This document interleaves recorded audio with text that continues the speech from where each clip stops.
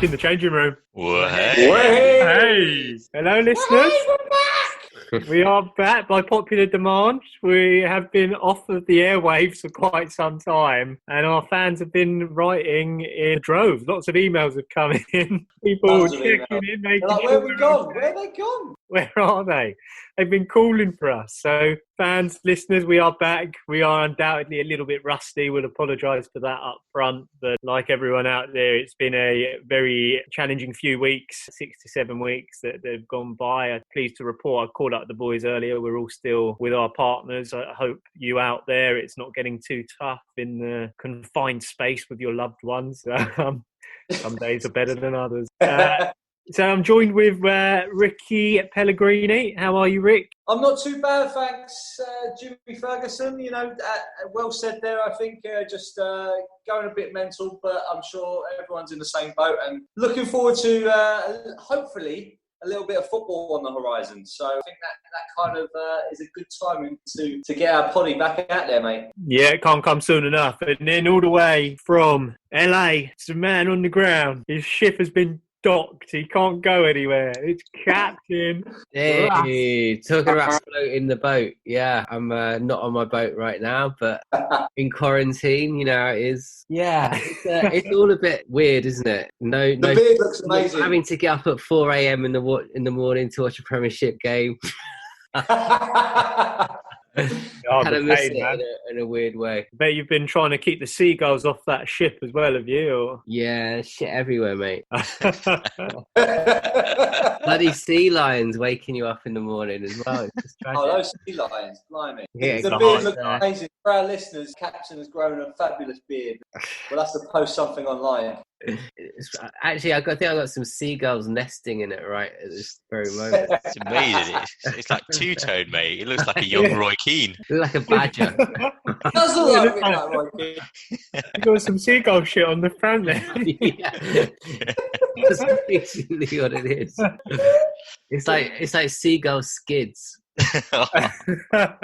Oh, fantastic. And on that note, we'll leave that. We'll come back all the way to New York. NVD hasn't been out of his apartment for 8 weeks, but you're looking good, NVD. How are you? Oh, cheers, mate. Yeah, complete cabin fever. Not having stepped out of the apartment. Actually, just once, and that was a very uneventful walk around the block. Just kind of itching for the Premier League to return, just for 2 games, so that Liverpool can just wrap it up. And then everyone can just kind of, go back to just doing whatever they want to do in quarantine and enjoy their summer holidays, playing in the backyard or whatever. So, yeah, looking forward, hopefully, to a bit of football on the horizon. It's going to be a bit weird. No fans, but, I'll take it. Whatever. Just 2 games. What are you lads looking more forward to? The football returning or being able to go out and have a bit of a session? Going to the bars. Yeah. I'm watching the football. There you go. But yeah, a bit of both, mate. It's got to be, the thought of going down the pub, even if we have to stand outside the pubs, as we were talking about earlier, and put it on a big screen or something like that, that'd be fantastic, wouldn't it? I think it'd lift everyone. Have a couple of pints, summer's day, lovely jubbly. It'd be like watching the Euros and all that. If you've got to cram more games in, to end the season, I think it'd be a good laugh. It would be a good laugh, like watching everyone drinking pints with face masks on. all 6 feet apart as well. It's like a bit difficult to cheers everybody, but it's all good. Just shouting. But I guess the question is though, lads, what would you rather? Would you rather pubs opened and we could go to the pubs and the football didn't come back, or the football comes back and you can't go to the pub, but the football's back? Football's back for me. Yeah, just because you want the league. Of course, yeah. Well, football's back because we can still drink alcohol. We just can't go inside a pub. So yeah, football back. I think will lift the nations. Captain, what do you think, my man? It's tough. Maybe, yeah. I do miss the football. I'm surprised how much I do miss the football. I can't wait to see it back on and enjoy 90 minutes of some overweight, unfit players running around. Kicking a ball. Everyone's going to be like Ronaldo when he was at the end of his career at Real Madrid. When he had that big bit, just that paella belly and everything. That's what everyone's going to be like. It'd be like watching 70s football. Yeah, yeah. Everyone's got a pint at half time. Awesome. That sounds excellent, yeah. Pint and pie. Fantastic. So, in terms of the football, though, we have a bit of movement in Europe with the Bundesliga returning. So that did come back, and looks as though the Premier League could be set for June the 19th. My sources are telling me. But in terms of the Bundesliga, I personally couldn't get into it. Did you guys feel as though it was worth bringing it back behind closed doors? What were your thoughts on the weekend's action? I think more than anything, getting to the point where they could actually start football again, I think is a triumph in itself. But it was very weird. I think is it sensible they've started it? That's the other thing, isn't it? Well, I think surprisingly they said that fans did stay away. Yeah. Ultimately, it was the first game, right? So let's see whether that's still the case in a couple of games' time. But it seemed to kind of be a success in terms of kind of how the football and the protocols adhered to what they needed to from a COVID perspective. But I think you summed it up pretty well. Jimmy Ferg just felt very weird. Just no fans hearing the players shouting across the pitch like you do on Sunday League, for example. It was just, echoes very much a training session. It was very weird. It just didn't feel like competitive football. Yeah, it was like mixed emotions, really. It gave everyone a bit of a buzz. A lot of people were talking about, now I'm a Bundesliga fan. I'm a Dortmund fan, or I'm a Schalke fan, and it was something to look forward to on Saturday. But it was a bit of an anti-climax because it kicked off and it was very weird. I compared it to when we used to play in a school hall. You kind of had that echo. You can hear every single kick. You can hear the shouts and all that. And it just weren't quite the same. I think there's going to be a lot of goals if the Premier League does come back and reflect the same as the Bundesliga is happening. I think the fitness obviously isn't, if they try and rush it back, the fitness isn't going to be there, I don't think, for everyone. And also the mental aspect, right? Because just playing in front of fans, especially at home, just gives you that extra oomph, gives you that extra mentality to go and win the game. But yeah, I think it's going to be weird. I still would vote for it to come back, though. I think it'd be nice to play the season out. I'm sure for Liverpool fans as well, just so there's none of this, you didn't really win the league and stuff like that. Just so it's all, done and dusted. Same with the relegated teams. I think then at least it's fair. It's all been played out on the field. It won't be the same, but this is a temporary situation, and it'll go down in history.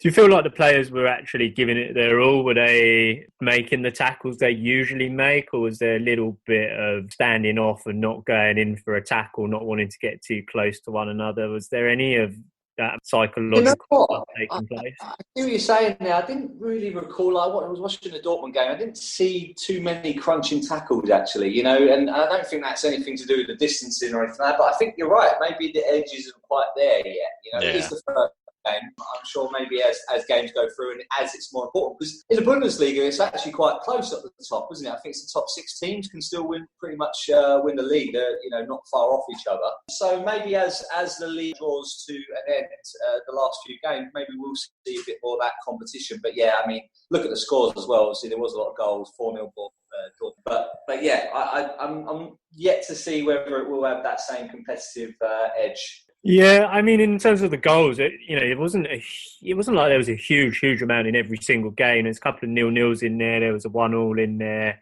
My team, Union Berlin, go on the Union. Any goals. But I think it was great to see it back, and I do think fair play to the German officials for getting their act together and making it happen. And someone had to go first, and I'm glad that they've taken that step, because it encourages the rest of the world to perhaps notice. And they've done a good thing there, and they've also tried to make it safe as they can, making sure that the tests are there after the game. Those players, I believe, are tested continuously, as it will have to be done in the Premier League. One of the interesting points you mentioned there, Rikki Pelligrini, was whether or not the actual teams down the bottom of the table are going to actually be able to have anything to play for. So I guess what I'm saying is the teams in the middle of the table, do they have anything to play for? Because if Fantasy Premier League comes back, as it hopefully will with the Premier League coming back, and they've not said anything yet, we'll get onto that in a bit. But I guess my question here is, are there certain teams that are actually going to be going for it? Are the weaker teams going to be able to even compete without their fans backing them and getting behind them? Is it going to be kind of, you're going to see class players completely outdoing the weaker teams? Yeah, I can see that happening. The teams that have got nothing to fight for, right? They're going to see it. Look, we're going to thrash this out, and then we're going on our summer holidays, as it were. And the fitness levels are there. They've got an excuse to fall back on. If they don't play well, they've got an excuse because they're going to be like, oh well, it's the whole weird situation, blah blah blah blah blah. Mm-hmm. You'd hope that the teams have enough depth, strength in depth. So if someone isn't really pulling their weight in training or playing well on the field, then they get pulled and they lose their spot, right? And there's no Euros to play for. Usually a lot of the England players especially are normally have good ends to the season because they're trying to get into the England team. You're removing that element as well. So yes, I agree. I think it's going to be all about the teams fighting for Champions League and then the ones at the bottom. Everyone else in between, I wouldn't be surprised, Jimmy, if that be the case. And again, I can see lots of goals due to that. That'll only contribute. NVD, you see the same there? Yeah, I think, we spoke about it, before. I think 100%. It's inevitable they're going to have that mentality. I mean, to a certain extent, clubs aren't stopping actually players that don't want to come back. I mean, I'll speak about Watford, but I mean, they're towards the bottom. But it's like what Troy Deeney, the looker. Yeah. He was saying he's just not coming back. He was like, I think he was referring to the fact that he's got a 5-month-old baby with breathing difficulty. So he was like, well, why would I put my child at risk? Which you can 100% understand. In addition to the fact that I think they had a couple of players and staff that had tested positive for coronavirus. So I think a lot of that is going to be factors as well. It's not just the fact that middle of the table teams have got nothing to play for. I think genuinely people are just going to be like, well, they're still going to think that there's bigger things out there.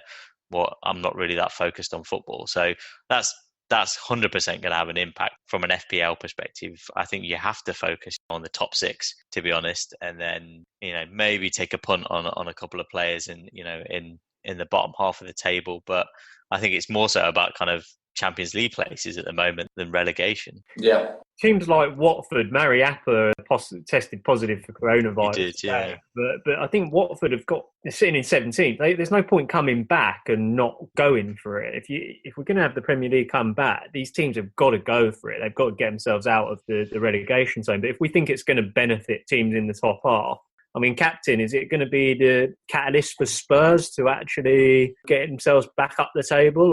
I think it's just weird, isn't it? It's been such a long time, and I think it's been such a big gap that I don't know the mentality of a lot of the players and what will be going through their minds. But for certainly a lot of them, the season's already over mentally for them, and it seems a bit weird going back after such a long period of time and getting back into it again. And for the sake of finishing off the few, I think they should basically write off the season. I think, okay, give it to Liverpool. Unfortunately, everyone will be saying, in history, they kind of got it, but they didn't really get it.